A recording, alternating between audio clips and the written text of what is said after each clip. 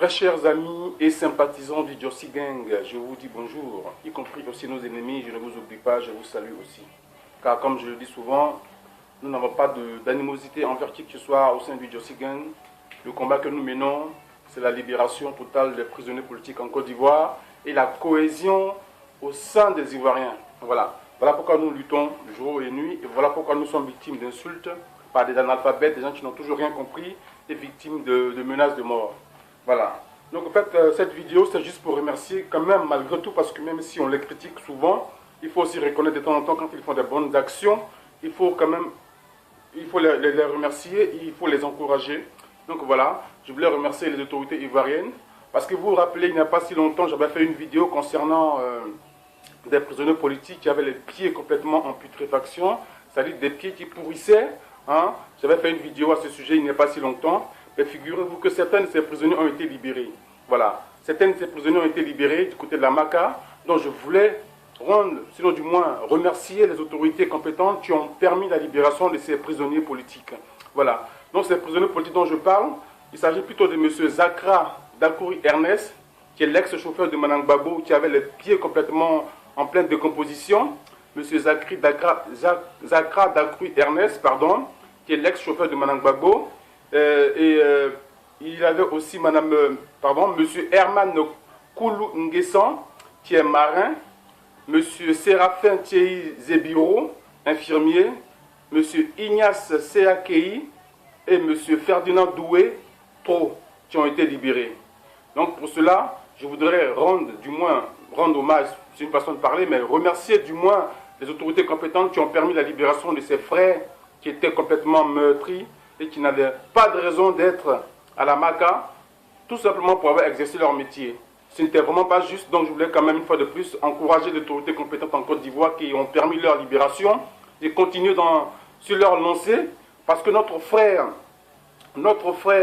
Thierry Ibo Innocent, hein, qui n'était que tout simplement le membre de la sécurité civile du procureur de Yopougon, M. Kouba Daleba, est encore à la MACA, alors qu'il n'a rien à y faire. Ce monsieur a été arrêté tout simplement parce qu'il faisait son boulot. Ce monsieur a été arrêté tout simplement parce qu'il travaillait pour nourrir sa famille. Donc s'il vous plaît, messieurs les autorités compétentes de la Côte d'Ivoire, judiciaire plutôt, faites une fois de plus l'effort de libérer monsieur Innocent Thierry Innocent, qui est encore injustement incarcéré du côté de la MACA, car il est innocent comme son prénom l'indique. Voilà. Donc je voulais vous remercier pour ce grand geste que vous avez fait. Je répète encore une fois de plus, pour avoir permis la libération de M. Zakra Dakouri Ernest, qui était l'ex-chauffeur de Mme Gbagbo, qui avait les pieds complètement en pleine décomposition, démuni des soins et du strict minimum. Il y a aussi M. Herman Koulou Nguessan, qui était marin, M. Séraphin Thierry Zibiro, qui était infirmier, M. Ignace Seakei et M. Ferdinand Doué, qui ont été libérés. Voilà. Donc, ces gens, j'avais fait une vidéo par rapport à eux il n'y a pas si longtemps. Et j'ai l'impression que la voix du Djossi Gang porte quand même malgré tout. Donc je me joins à mes frères du Djossi Gang pour vous remercier pour ce geste d'humanité que vous avez fait. Et vous encourage encore une fois de plus dans ce sens, afin que tous les Ivoiriens puissent retrouver leur liberté, leur mouvement d'action, et qu'ils puissent jouir pleinement de leurs prérogatives, c'est-à-dire des bienfaits de leur terre. Faites en sorte aussi, s'il vous plaît, très chers frères de l'autre côté, de permettre les réfugiés du Togo, du Ghana et un peu partout en Afrique de rentrer chez eux. Car l'exil n'est pas fait pour les Ivoiriens. La loi ne permet pas qu'un Ivoirien soit en exil. Si vous êtes vraiment des Ivoiriens, ne permettez pas que vos frères soient en exil démunis de tout. Donc voilà le remerciement que je voulais vous faire par rapport à ces libérations.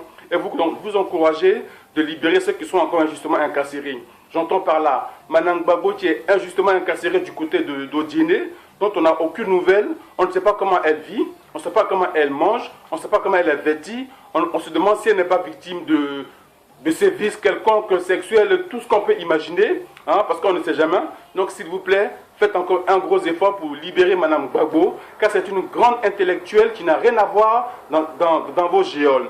Quand elle était au pouvoir avec son époux, malgré tout ce que vous avez fait avec votre rébellion depuis 2002, on n'a pas arrêté un seul rebelle pour le foutre en prison, bien qu'ils méritaient de faire la prison parce qu'ils ont quand même commis des atrocités.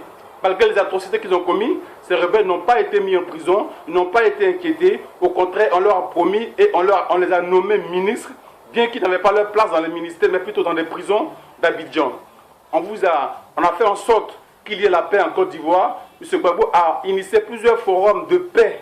J'entends par là la caravane de la paix, la caravane de la réconciliation et autres. C'était pour que la Côte d'Ivoire puisse retrouver sa cohésion, c'était pour que les Ivoiriens puissent retrouver la paix, on puisse se parler, s'aimer et construire notre pays ensemble. Mais vous ne l'avez pas voulu ainsi.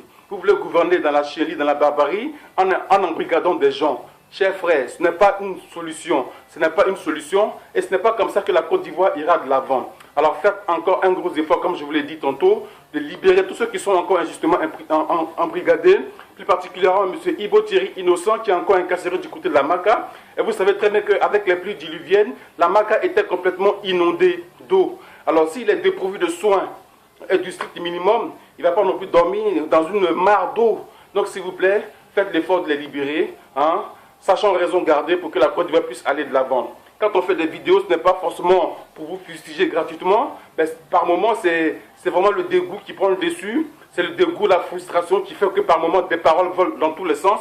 Mais comprenez que si demain, il n'y a plus de prisonniers politiques en Côte d'Ivoire et que tous les Ivoiriens vaquent tranquillement à leurs occupations, il n'y aura plus de vidéos du Jossi Gang pour vous fustiger. On fera toujours des vidéos pour dénoncer les injustices, mais ça sera plus concentré sur vous, sur vos personnes. Alors s'il vous plaît, faites l'effort, je le répète encore une fois de plus, de libérer tous ces gens. Et je lance un autre appel vibrant concernant les Ivoiriens qui sont dotés de générosité, comme moi, comme vous, comme tout le monde. Si on peut une fois de plus s'unir pour aider nos frères qui sont victimes d'inondations en Côte d'Ivoire, ça serait une très bonne chose. Car vous voyez comment Abidjan, la ville d'Abidjan qui était jadis un paradis sur terre, est aujourd'hui un enfer sur terre. Les maisons des Ivoiriens sont complètement inondées. Ils n'ont aucun moyen de vider ces eaux. Ils n'ont aucun moyen de pouvoir retrouver leurs appartements. Et ils sont vraiment dans le dénuement total. Je lance aussi un appel aux footballeurs ivoiriens, les Drogba, Kolo Touré et autres. Yaya Touré, vous qui avez la propension à ne pas faire plaisir aux Ivoiriens sur le terrain, vous pouvez au moins leur faire plaisir en faisant des dons. Parce que quand il s'agit des pays d'autrui, c'est-à-dire la Turquie et autres, vous faites des dons. Alors les Ivoiriens sont meurtris, les Ivoiriens sont dans un dénuement total, compte tenu des pluies diluviennes qui leur a tout pris. Il y en a même qui ont été enterrés vivants. Alors faites un effort pour faire des dons à ces Ivoiriens qui sont démunis de tout. Je parle de vous, les footballeurs, car vous en avez les moyens. Si l'État ne peut rien faire pour son peuple, mais il préfère s'acheter des grosses voitures, il préfère voyager, il préfère se frimer, se faire voir, bien qu'ils avaient pris les armes, parce que selon eux, pour rétablir une espèce de démocratie qui existait déjà. Ils ont maintenant le pouvoir, et ce n'est plus la démocratie, on n'assiste plus à la démocratie, on assiste plutôt à la démocratie. Donc c'est ce qui est vraiment dommage. Donc faisons en sorte que ce pays puisse retrouver la cohésion sociale et la paix. Voilà. Aidons nos frères qui sont victimes d'inondations. Faites en sorte que les prisonniers politiques qui sont injustement incarcérés du côté de la Maka puissent sortir et vaquer à leurs occupations. Voilà, car ils n'ont rien à y faire. Je vous en prie. C'est Guy anticonformiste. Quand on fait des vidéos au sein du Jossi Gang, c'est pour que les uns et les autres puissent retrouver leur liberté. Ce n'est pas forcément pour vous fustiger ou pour vous frustrer. Vous savez très bien qu'on ne peut pas rester les bras croisés tant que nos parents seront injustement incarcérés. On ne peut que se battre. Mettez-vous à notre place une seule seconde. Si c'est vos parents qui étaient injustement incarcérés, à mon avis, vous aurez peut-être fait pire. Vous aurez certainement créé une rébellion, parce que c'est ce que vous avez fait. Nous, on ne crée pas de rébellion, on ne fait que parler. On ne fait que parler. La rébellion, ce n'est pas pour nous. Nous n'avons pas la culture de la barbarie. Moi, je ne peux pas tenir une calage pour regarder mon semblable dans les yeux et lui mettre une balle. Je ne suis pas capable de le faire parce que je n'ai pas reçu la culture de la barbarie. Les injures, les menaces de mort, ce n'est pas moi ça. Non, non, non, parce que moi j'ai la crainte de Dieu. Ayons la crainte de Dieu et Dieu nous bénira. Parce que tant qu'on continuera de se comporter comme ça, quand on organisera des manifestations sportives comme quand on ira participer à des manifestations sportives comme à la Coupe du Monde et à la Coupe d'Afrique, mais les éléphants iront toujours d'échec en échec parce que Dieu ne permettra jamais que d'autres rient au moment où d'autres pleurent. Je le répète encore une fois de plus, tant qu'on aura ce genre de comportement, Dieu ne permettra jamais que la Côte d'Ivoire remporte un quelconque trophée, parce que Dieu ne permettra jamais que certains rient au moment où d'autres pleurent. Voilà pourquoi on va toujours d'échec en échec dans les compétitions auxquelles nous participons. Alors donc, si vous voulez que nous soyons prospères dans tout ce que nous faisons, faisons en sorte que Dieu puisse nous bénir. Voilà ce que j'avais à dire. Et au sujet des éléphants, j'ai aussi quelque chose à vous dire.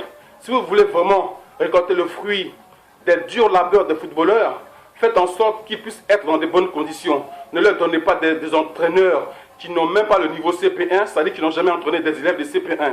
La Mouchi n'avait pas le niveau pour entraîner la Côte d'Ivoire. Et vous le savez très bien, mais vous avez quand même permis à cet individu d'entraîner la Côte d'Ivoire en sachant qu'il n'en avait pas la compétence. Juste parce qu'il était le gendre de Mme Dominique Ouattara, il a fallu qu'il soit entraîneur de l'équipe de Côte d'Ivoire. C'est une honte. On fait la promotion de la médiocrité. Et tant qu'on continuera de faire la promotion de la médiocrité en Côte d'Ivoire, la Côte d'Ivoire sera toujours un pays médiocre qui n'avancera pas. Parce qu'il y a des gens qui n'ont aucun diplôme et qui occupent des grands postes en Côte d'Ivoire. Ce n'est pas normal. Et pourtant, la Côte d'Ivoire regorge d'intellectuels. Ceux-là, on les fout en prison et on prend des analphabètes juste parce qu'ils ont tenu des calaches. On les met à des postes de responsabilité. Et avec ça, vous voulez aller où? Vous voulez faire quoi? La Côte d'Ivoire va droit dans le mur. Va droit dans le mur si on n'arrête pas ce genre de comportement. Donnons la chance à ceux qui le méritent. Faisons travailler ceux qui le méritent, ceux qui ont le diplôme pour travailler, pour faire avancer la Côte d'Ivoire. Ne faisons pas la promotion de la médiocrité en donnant des postes de responsabilité à des analphabètes qui ne savent même pas écrire leur nom. C'est une honte. C'est une honte et c'est ce que nous dénonçons au sein du Djossi Gang. On n'a rien contre qui que ce soit, on veut juste que la Côte d'Ivoire devienne prospère. Donc pour sa prospérité, il faut que chacun soit à sa place. Il faut que chacun soit à sa place. Il faut que le cuisinier soit dans sa cuisine, les bourrins soient dans la rue pour balayer et l'intellectuel soit dans le bureau pour travailler. Arrêtons de mélanger les choses. Voilà, on n'a pas à récompenser la médiocrité. Tant qu'on continuera d'avoir ce genre de comportement, la Côte d'Ivoire ira toujours d'échec en échec et on ne sera jamais émergent. Voilà. Faites en sorte que Dieu puisse bénir la Côte d'Ivoire. Arrêtez d'embrigader les Ivoiriens.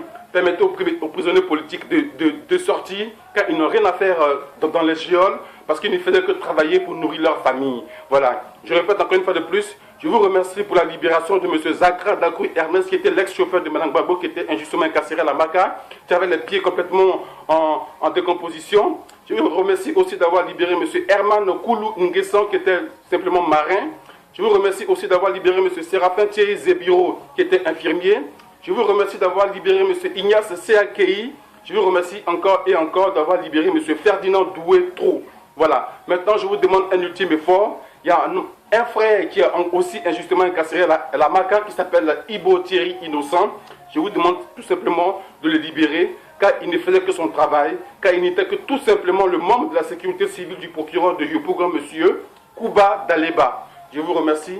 Que Dieu vous bénisse afin que la Côte d'Ivoire retrouve sa prospérité et son lustre d'antan. C'était Guy Anticonformiste, un membre éminent de la Djossi Gang, du Djossi Gang du moins. Je fais un big up à tous mes éléments car c'est très important d'être toujours solidaire dans les vidéos que nous faisons. Je salue Johnny Pacheco, je salue Dessin Animé, je salue mon petit Sana, je salue Obeng Obeng, je salue Bois d'Argent, je salue Evelyne Oro, je salue Patti Patricia, je salue Flora l'Ivoirienne, je salue Sranya Sababo, je salue Claudius Quadio, je salue Princesse Domi Amour, je salue tous les fils de Côte d'Ivoire épris de paix et de liberté. Je salue tous les leaders patriotiques, j'entends par là Abel Naki, Willy Bla et tous ceux qui battent le pavé tous les week-ends pour que la Côte d'Ivoire retrouve son lustre d'antan. Je vous salue, le combat est difficile, mais nous irons jusqu'au bout. Maman Fortuna Lova, je ne t'oublie pas non plus. Mon vieux père du côté des États-Unis, Patrice Manan, je ne t'oublie pas non plus. Ciao, ciao. Sans oublier aussi mon vieux père Robert Braza, sans oublier mon élément Kamada Wahi et tous ceux que j'oublie, excusez-moi, mais je suis très émotionné. Guy Anticonformiste. Ciao, ciao.